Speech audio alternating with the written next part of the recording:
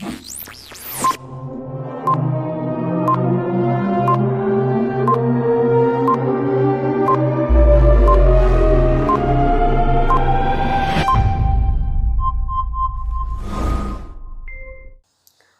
meus amores, a Dani está aqui para convidar você, que é do 8º ano do ensino fundamental nos finais, para assistir essa aulinha sobre fecundação. Vamos falar do processo, de gravidez.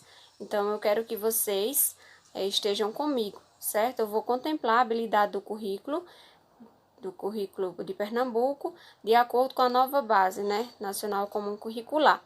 E aí, a habilidade é F08 CI 09 APE. Vem comigo, vamos lá? Fecundação, é quando há uma relação sexual entre um homem e uma mulher, em que não haja o uso, de um preservativo ou de um método contraceptivo de barreira, o homem ele ejacula e libera o sêmen no canal vaginal da mulher. E aí isso tem essa ejaculação, ela contém, milhões de espermatozoides que estão originados nos testículos, tá? Desses espermatozoides, apenas algumas centenas vão chegar às tubas uterinas, onde podem estar o ovocito, dependendo da fase do ciclo menstrual da mulher, Quando eles chegam ao ovocito, os espermatozoides vão liberar substâncias enzimáticas que digerem o envoltório sobre a membrana plasmática. E aí, em condições normais, apenas o núcleo de um espermatozoide consegue atravessar a membrana plasmática do gameta feminino e ocorre assim posteriormente a fecundação. Quando o núcleo de um espermatozoide entra no ovocito, há um estímulo que vai deformar toda a membrana protetora em volta do ovocito e aí vai impedir a entrada de outros espermatozoides. A união dos núcleos, dos gametas, na fecundação, resulta, da célula-ovo. Na célula-ovo, que no caso é também conhecida como zigoto, que é uma célula que inicia o crescimento, caracterizado por divisões sucessivas. Somente um espermatozoide, ele vai fecundar o ovocito, tá? E aí, ele finaliza o seu desenvolvimento, e é denominado óvulo. Então, por que a gente diz que a gente, quando é para nascer, quem nasce já nasce forte porque venceu uma corrida muito grande, Qual é essa corrida? Foi justamente essa corrida do processo inicial do desenvolvimento do embrião. Por quê? Até que se forme o embrião, até que você seja ou escolhido entre os espermatozoides, houve todo um processo ali por trás, Então, foram vários espermatozoides que tentaram fecundar o óvulo, mas só um fecunda o ovocito. Então, se você está vivo é porque você venceu. Poderia ser qualquer outro, mas não, foi você. Então, continuando, E aí, assim que os núcleos dos dois gametas se fundem, acontece a formação do zigoto. E aí, quando o zigoto é formado, continua o processo de desenvolvimento do embrião.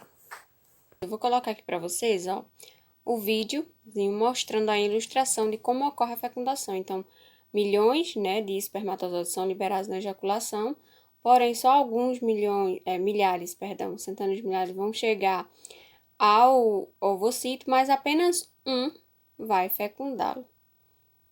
Então, cerca de 7 dias, já após o processo da fecundação, quando ela já tem chegado ao útero, o embrião ele se fixa no endométrio, que vai ficar mais espesso, claro, para proporcionar justamente essa fixação, que é chamada de nidação ou, implantação, que é justamente o início da gravidez. Após 8 semanas dessa fecundação, o embrião ele passa a ser chamado de feto. E aí, com a nidação, pode ocorrer um leve sangramento, mas não há mais menstruação, tá? Esse pequeno sangramento, ele no processo de instalação, do feto. E aí, isso pode trazer às pessoas algum pensamento, às mulheres, relacionado à menstruação, mas não é. E também por isso tem que ter cuidado com essa questão de entender bem o ciclo menstrual para conseguir diferenciar o que é um processo de nidação né, e o que é uma menstruação, certo? Porque muitas mulheres não sabem que estão grávidas e acabam abortando, porque às vezes ocorre um sangramentozinho no mês de um mês, de quem tem um ciclo menstrual irregular, e aí elas pensam que pode ser essa menstruação que esteja voltando, quando na verdade pode ser uma gestação, né, que está ali se instalando, e aí não se cuidam e acabam até muitas vezes abortando sem saber que estavam grávidas, né? A mulher tem que ter esse conhecimento sobre o próprio corpo, né? Isso ajuda bastante. Então, a menstruação, né, ela vai ficar suspensa durante todo esse período, né, da gestação. Pessoal, dando sequência aqui ao conteúdo gravidez, vou falar para vocês sobre os anexos embrionários, né, que nada mais são do que as estruturas que estão presentes durante todo o desenvolvimento do embrião.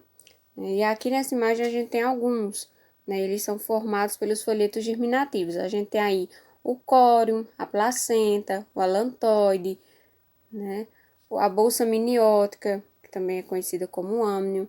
Então, todo esse aparato é para proteger o embrião ou o feto, né, que a gente tem aí. Então, essas estruturas, minha gente, elas atuam em processos diversos, né, com relação ao embrião. Então, a questão da nutrição, da respiração, da excreção, da proteção ao próprio embrião, permitindo, né, que ele se desenvolva perfeitamente.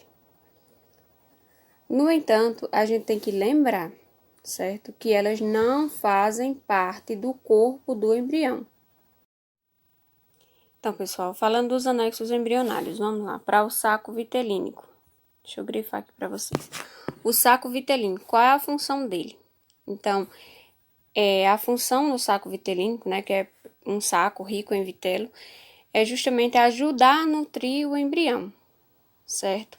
Então, no ser humano, é bem reduzida nesse saco, mas ele é bastante vascularizado e aí vai permitir a nutrição do embrião. Então, vamos ver aqui, ó, a setinha aqui, ó, apontando para o saco vitelínico, certo?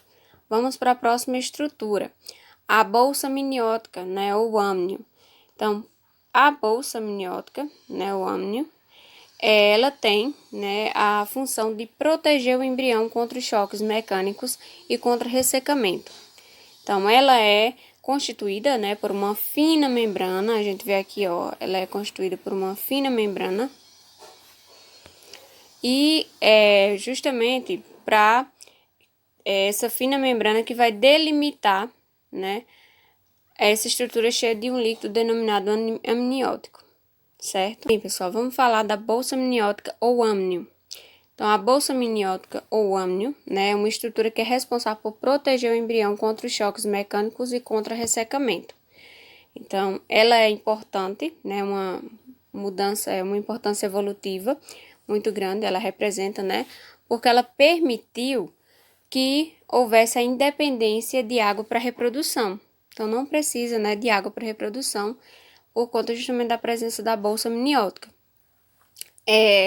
Ela é constituída por uma fina membrana, a gente vê aqui, né, uma fina membrana que a constitui e delimita essa estrutura cheia, né, de um líquido, que o líquido é determinado como amniótico. Então, a gente tem a bolsa, né, amniótica, e o líquido é que é chamado de líquido amniótico, certo?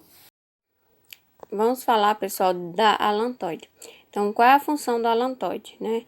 Então, ela deriva, né, de uma estrutura posterior do embrião, né? E aí, essa estrutura está presente de forma mais desenvolvida nos répteis e nas aves. E aí, a função é armazenar as excretas produzidas, né, a partir das trocas gasosas. Vai absorver também minerais presentes nas cascas de ovos, né, quando a gente fala de animal, e incorporar o esqueleto do embrião. Em mamíferos, essa estrutura ela é bem reduzida, né, faz parte da estrutura do cordão umbilical, na qual vai formar, né, os vasos que farão o transporte de nutrientes e de oxigênio da placenta para o embrião. O córium, nessa listinha aqui vermelha aqui por fora, ó, o córium é uma membrana bastante vascularizada. Envolve tanto o embrião como os demais anexos, né? Ele vai fornecer o quê? Proteção e nutrição, certo? Placenta, tá? Então, para que serve a placenta? Então, a placenta é uma estrutura presente, né, em mamíferos eutéreos ou placentários, como, por exemplo, no ser humano, certo? Então, a placenta ela se forma a partir do contato íntimo entre os tecidos fetais, que é o córeo viloso, e os maternos, que é o endométrio uterino.